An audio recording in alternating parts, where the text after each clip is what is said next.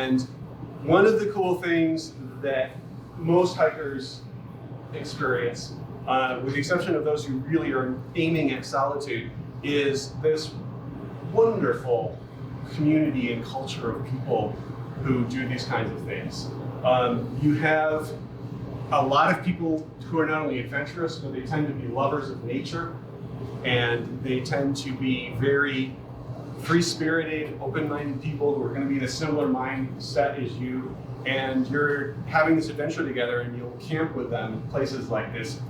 You end up making fantastic friendships, and just enjoying that part of the whole experience of your fellow adventurers a lot. It ends up being, for most people, I think an important part of the experience that they didn't really realize how amazing it was going to be.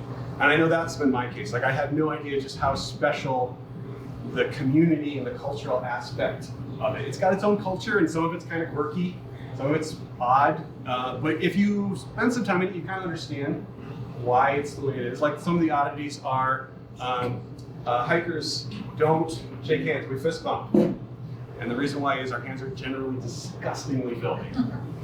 Because you go days, weeks, sometimes without a shower. It's really bad. So it's like a little quirky thing, hikers fist bump. And they get used to being very, very dirty because you don't really have an option. I know one of the things that from the first thru-hike I did, not the first hike I did, but the first thru-hike I did was the Appalachian Trail. At the end of it, I realized that